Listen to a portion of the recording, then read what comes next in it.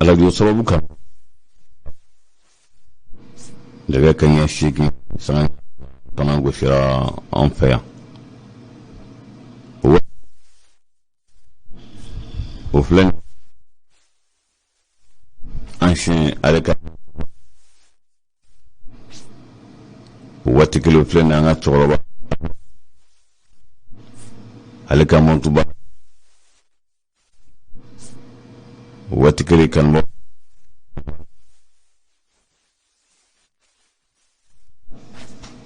bakuruba kunafonula la gerebe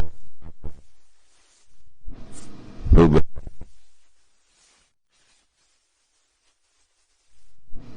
o siga kunbɛn cogo min na o kunnafonidiw bɛ bi kelen bɛ ka wele bila maa caman ma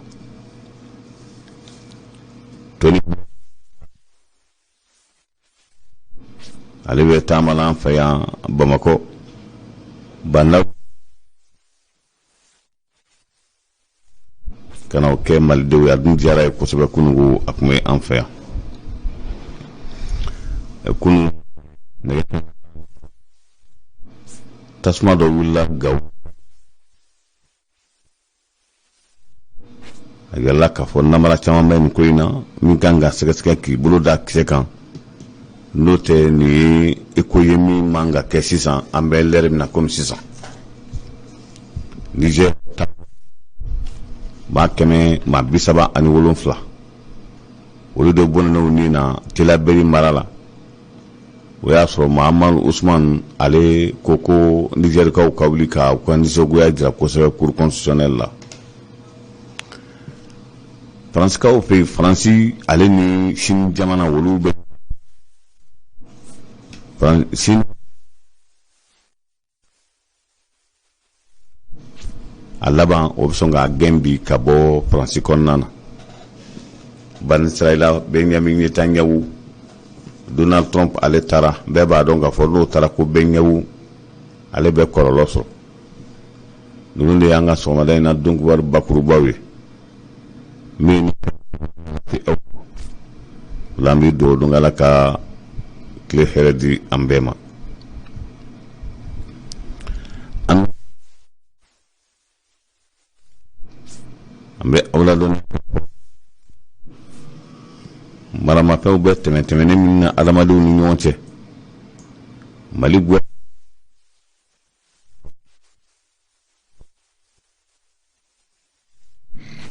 ka kunnafoni di adamadenw ma maramafɛn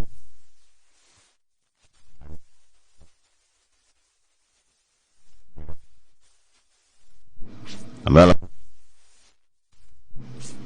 o kunnafoni di de bɛ bi an fɛ yan Zegwa au Stratkela, secrétaire permanent de la lutte contre la prolifération des armes légères. O jɛkulu olu de b'an fɛ yan bi o dun o kɛlen bɛ ka wele ka donso u ka bagan ani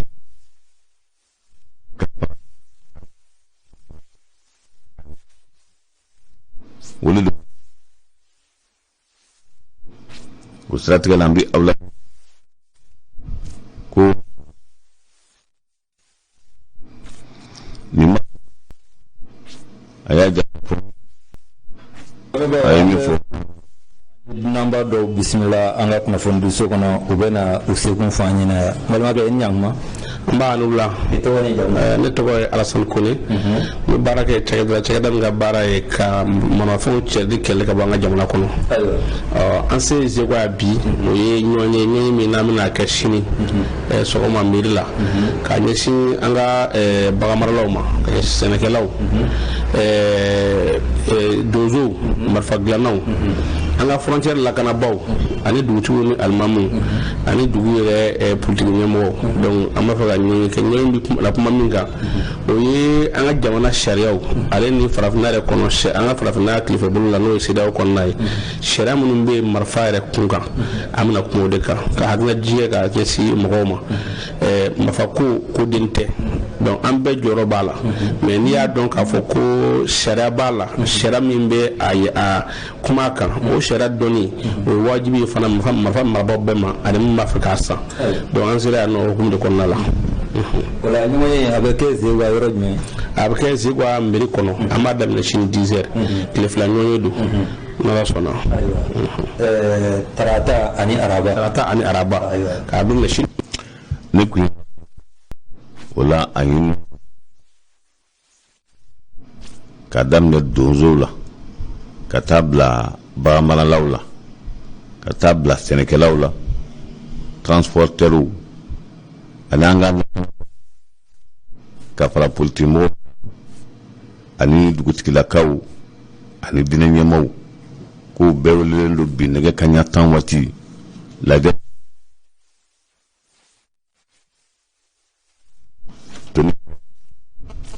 Alman jamana o premier ministre kɔrɔ a ma ladɔnya k'a fɔ ko ale bɛ taamala bɛɛ b'a dɔn k'a fɔ nin Tony Blair a y'a ka waati kɛ premier ministre min na a ye jɔyɔrɔ caman fa maaba kun don a tilar'o la ka a dantɔgɔ la baaraba dɔw dayɛlɛ n'a bɛ kuma ko fondation Tony Blair minnu manya bandaw de y'a wele kana ko a kana dɛmɛ se Mali ma fɛn fila kan a fɛn fɔlɔ walasa fɛn min n'o ye tila min bɛna kɛ misali la politiki nasira la ani région minnu kan ka tila commune minnu kan ka tila sous-préfet ani réforme politique min kan ka kɛ an fɛ yan Mali la ko Tony Blair a jɔyɔrɔba b'o ko n'a dun jɔyɔrɔ walasa kana fanga fara Mali kan k'a bɛ kalo 18 kɛ nin baara in na Mali la a ye maa fila bila yan kaban n'o ye kodɔn o kalafili nasira la fana ko a jɔyɔrɔba b'o la o de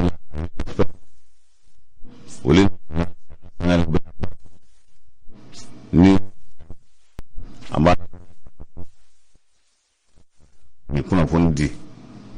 ni kɛnɛ kan ministre ka baara ɲɛsinnen bɛ réforme politique ma n'o bɛ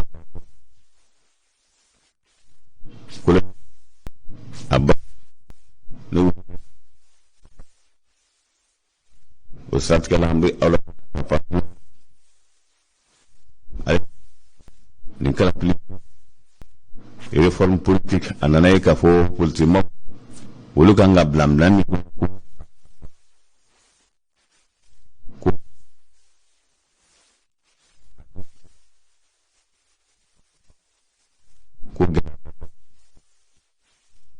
Mali premier ministre Dr. Wan a tun bɛ Mopti mara la a ka taama la ka an ka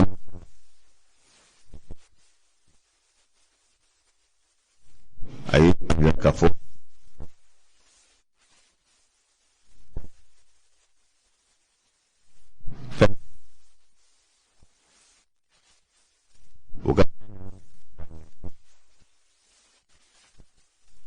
CNT Mali budget san 2021 min kan ka ɲini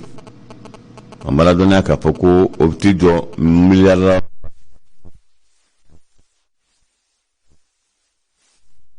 o y'a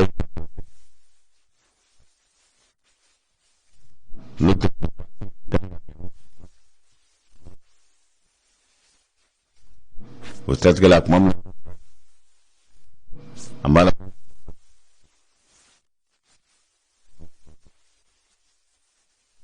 o ni gawukaw ko dɔ ka d'a kan ko tasuma wulila kunun ko garnison Gawo an b'a ladɔnya k'a fɔ a bɔra bɛɛ lajɛlen ni san cɛ nin kɛra kɛcogo la maa kɔni tɛ kɛ Ala ye k'a dɔn Ala kɔni y'a kɛ ma n'i ma to a la ko nka tasuma wulila wuli cogo min na fo dɛsɛ tun bɛ ɲini ka kɛ ka tasuma nin faga o de daba a dun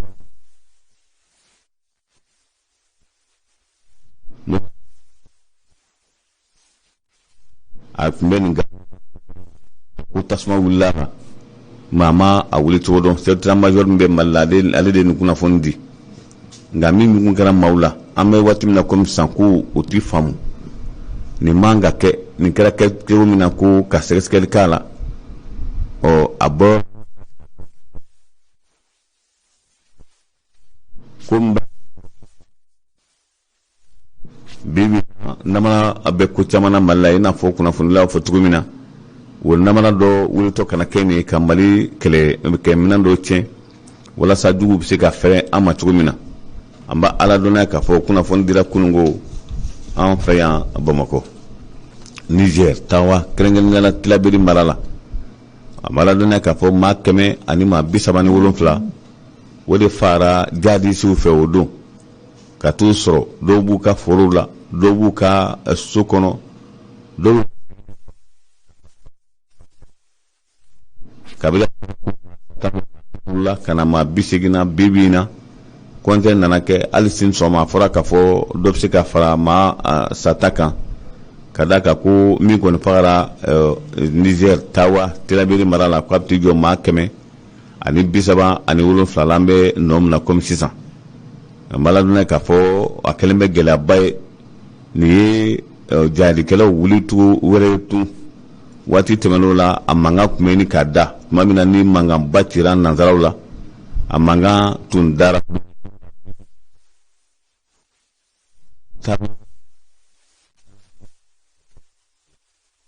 nin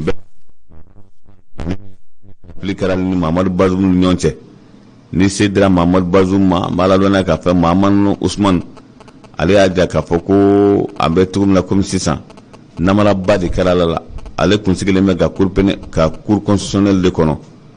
ko n'olu fana ye jaabi di kunun de sa a fana a bɔra makun na ka kuma a y'a ja k'a fɔ ko dɔ yɛrɛ ta fɛ ni cour constitutionnelle fana farala Mamadu Bazoum o ka Mamadu Bazoum ka kalafili sɛmɛntiya ko ale Mahamanu Usmane ale ti sɔn a ti sɔn o de la a bɛna wele bila fɛn min n'o ye jamana kɔnɔdenw ma bɛɛ ka wuli k'i ka nisɔngoya jira k'a kɛ basi kana bɔ a la nanzarakan na u b'a fɔ taama min ma ko marche pacifique ko nka ko o ye mankan t'a la ko nka k'u b'u ka nisɔngoya kɔni jira bɛɛ lajɛlen na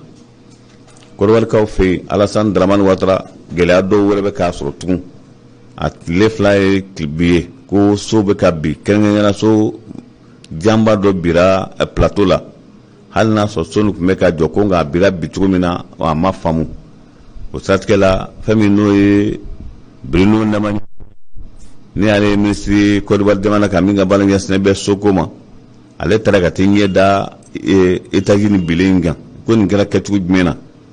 wa o kɛra teliyala ka nɔminɛ kɛ ka ɲɛsin sotigi yɛrɛ ma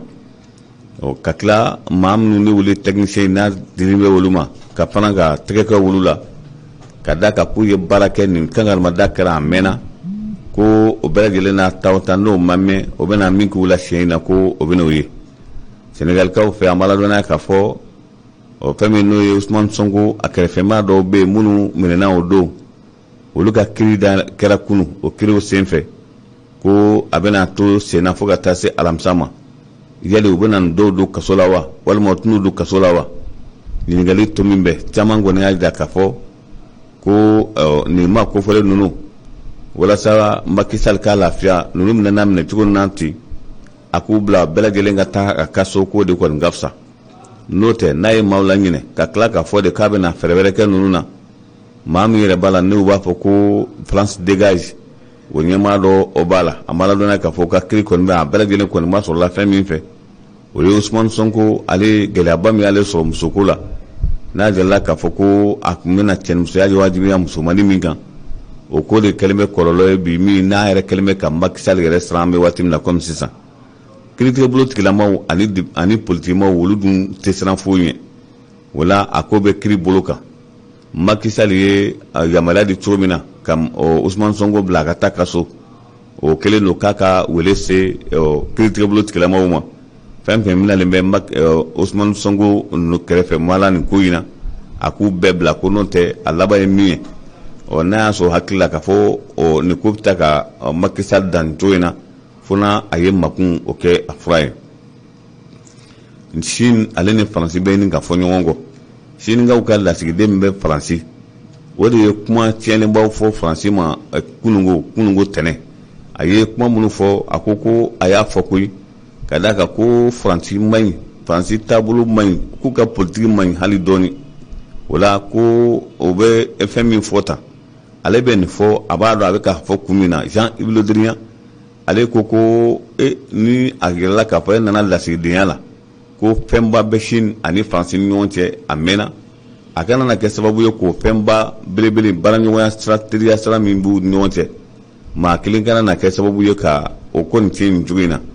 Sinikaw ka lasigiden y'a jira k'a fɔ n'a bɛ tiɲɛ a ka tiɲɛ ko ale kɔni sigilen b'a bɛɛ kan ale bɛ taa tiɲɛ fɔ Sinikaw ye ka d'a kan ko France jamana ti jamana ye a ka taabolo man ɲi hali dɔɔni fan bɛɛ lajɛlen na o fɔli ko n'o ka kɛ basi ye o dun y'a fɔ bi a y'a fɔ cogo min na ko bi u bɛna wele fɛn min Quai d'Orsay la n'o ye misalila palais ye Faransikɛw fɛ yen an b'a ladɔnniya k'a fɔ o yɔrɔ kofɔlen ni kodɔnbaga caman bɛ kɛ o yɔrɔ la k'u bɛna Sinikaw ka lasigiden wele yen bi k'a ɲininka Darakaw la kun jumɛn na a ye nin fɔ sani sɔgɔmada in na cɛ kɔni a ye min fɔ k'ale min tɛ Quai d'Orsay ni ale wulila yɔrɔ a ye min fɔ k'a bɛ sigi nin kelen kan lala n'o sera ka kɛ sababu ye ka Faransi bɔ a kɛcogo in na ko ni ko y'ale sɔrɔ la ale sigilen bɛ o kan les États-Unis d'Amérique Colorado a b'a ladɔnniya k'a fɔ a tile damadama ye nin ye bingani waleya fila bɛ ka kɛ nin cogo in na k'a damadenw bɔnɔ nin na Colorado kamalen dɔ marifa b'a bolo a ɲɛsinnen bɛ fan fana walima n'a ye maa tɛmɛtɔ ye a kisɛ bɛ cɛ ci o la o kɛra sababu ye f'a ye maa 10 bɔɲɔgɔnko bɔnna na kunun dɔrɔn o siratigɛ la an b'a ladɔnniya k'a fɔ ko nin ye ko kura ye tun tuma min ni Donald Trump tun bɛ jamana ɲɛmaaya la nin n'a ɲɔgɔnna cayara o kɔlɔlɔ cayara kosɛbɛ o de kɛra sababu ye ni Donald Trump digi kɛra a ka fanga la banisiralakaw fɛ yen an b'a ladɔnniya k'a fɔ kalafili bɛ bi ko kura o kalafili min ni nin y'a siɲɛ 4nan ye san 2 kɔnɔ kɛ bɛ fɛn dɔ de nɔfɛ ka d'a kan Benjamin Netanyahu n'ale kɛra ka fɛn min n'o ye banisiralakaw faba Jérusalem k'o kɛ Palestine faba ye ko o ye fɛn ye min ni o man ɲi o la ale y'o kɛ k'a wa sɔrɔ Donald Trump o bɛ fanga de la Amerika jamana kan Donald Trump ale ka fanga ma taa yɔrɔ jan n'o dun kɛra bɛɛ maa min y'o bi n'a nana ye k'a fɔ e de tɛ ɲɔgɔn kan fɔ ko yɛrɛ gɛlɛyayɔrɔ filɛ o siratigɛ la fɛn min ni o ye député wɛrɛ min premier ministre wɛrɛ min n'o bɛ ka fanga ɲini ni kalafili bɛ ka kɛ o ni Benjamin Netanyahu ni ɲɔgɔn cɛ ko ni Benjamin ma kunnaja siɲɛ na nin y'a san 12 ye premier ministre la ko nin y'a taatɔ de ye ka d'a kan ko jalakili b'a nɔfɛ k'a ye yuruguyurugu caman kɛ san dama in kɔnɔna na bɛɛ sigilen bɛ ka o jaabi kɔnɔ ka d'a kan ka Donald Trump to yen maa si tun tɛ se ka maga Benjamin Netanyahu la Palestinikaw fana ye nin fɔ sɔgɔmada joona in na ko olu ye min fɔ banisiralakaw ye ala ye kelen pe ye wa k'u ka d'a la k'a fɔ silamɛya ye fɛn ye fɛn min ni namara t'a la fiyewu ko a tɛ san kelen bɔ yɛrɛ Donald Trump ye fɛn bɛ fɔ Palestine ma ko ala bɛ se a ka yɛlɛma la o yɛlɛma kɛtɔ filɛ wa ko ni Benjamin Netanyahu n'a ma kunnaja n'a dun binna fɛn min b'a ni kaso cɛ yɛrɛ ko o man ca tun jɛkulu yɛrɛ sigilen bɛ maramafɛn lihala n'a bɛ f'a ma ko secrétariat de la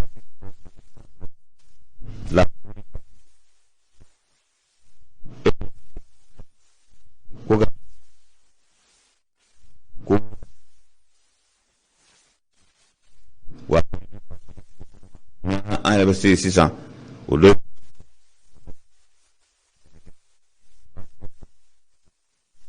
fɛn min n'o dugutigi la